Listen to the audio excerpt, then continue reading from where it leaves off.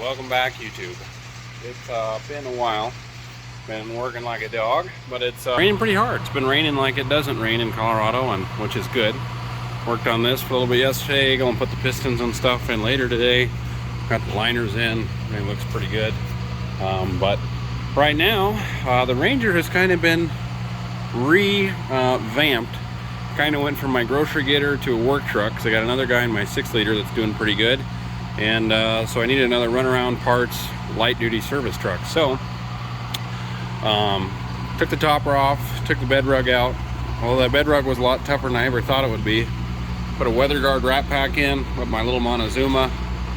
I think I'm gonna be able to get by with this. I don't think I'm gonna put a welder or bottles in here. I might put a little compressor on, but you know, for the most part, that is kind of what I'm going to do, because you know, you put a welder and an air compressor on this, and then like, what's the point of having that besides just the crane? So I'm going to kind of keep this one light duty for my little jobs, and then the big stuff, the big truck will still go to work. But the problem is with the leveling kit and the weight in the back, we're getting a fair amount of little sag back here. Plus, they really Americanized the United States Ranger and put these little kid leaf springs on.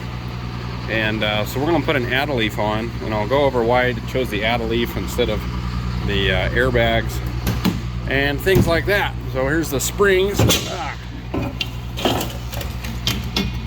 There's the springs. Oh, it was like 80 bucks for the pair, so not too bad. And we're going to put her on here real quick, see what we come up with. So we'll pull a tape and see where we're riding and see what our add-a-leaf here helps. So at the bottom of the hitch, we'll call her right around 18 1/4, 18 1/8 maybe. I'll put these babies on and see what we come up with. You can do this with just a floor jack. I've done it many times. You jack it up, take the wheels and tires off, jack the frame up real high, drop the axle down.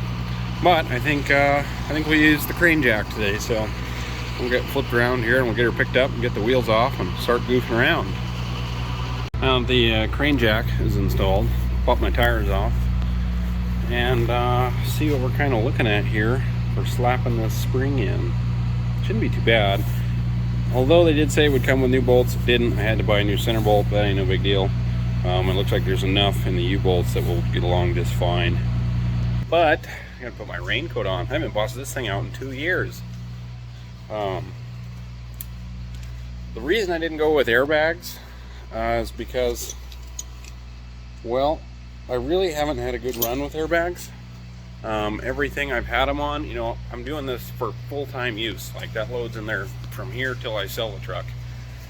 And so the problem that proposes is that it doesn't seem to me like these airbag companies are designing airbags to be in full-time use. They're definitely for camper pullers and things like that.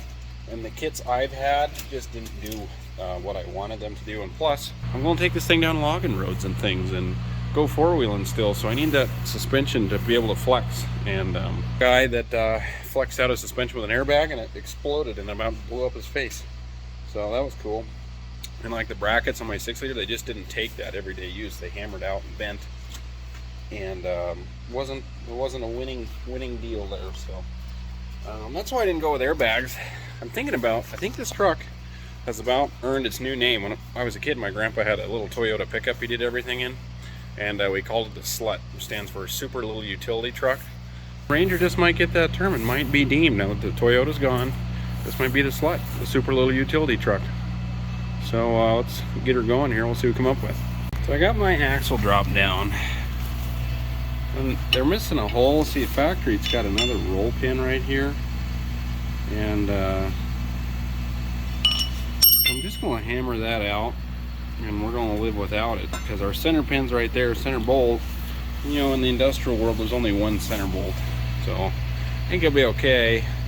I'm interested to see how this thing fits up. I'm not, you know, there's holes on the end, like there's supposed to be a rubber bumper there or something. It didn't come with that.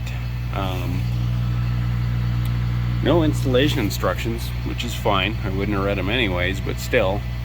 So yeah, we're going to just knock that roll pin out, put my new center bolts in and put them back together. Let's see, is there a taper on that shim? Nope. There's no taper on the shim, so it's not directional. We can see where the roll pin was to the back. But Yeah, we'll slap her together, see what happens. Down and get your bolts. That's what they look like. You put them in, and you just tighten them down, cut them off where you need them. You can get them at any spring shop, big truck shop. I got them from my heavy duty dealer.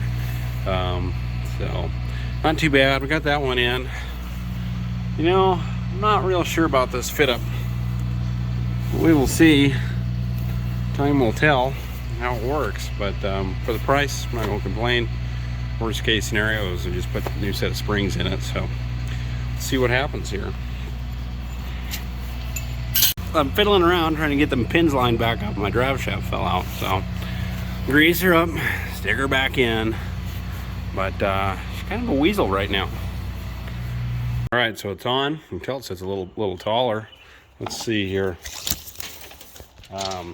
We were 18 1/4 before. I was only supposed to pick it up an inch. Got about 2 out of it. A little more, 2 1/2. 2 1/4 because we're at 20 1/2 now. We'll go through and double torque my U-bolts by hand to be sure they're good and tight.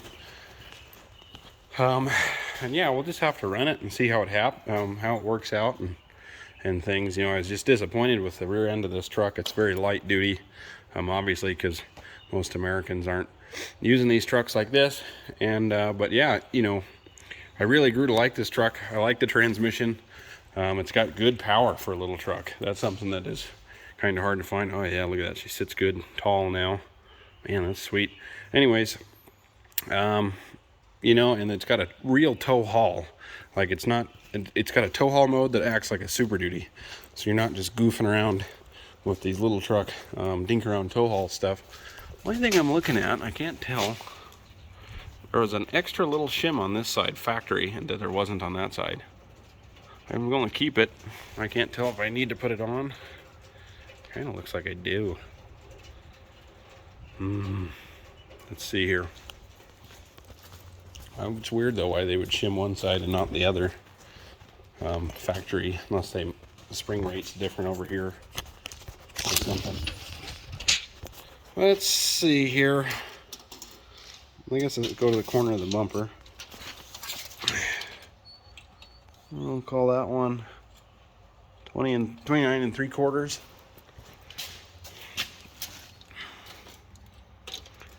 Well, 30 1/4, sure enough, about a 1/2 inch.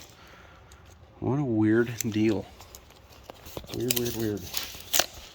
So yeah, I guess I'll pop that off and put that on real quick. I just wasn't sure, and I should have known better, but we'll do that here. But nonetheless, we gained some height.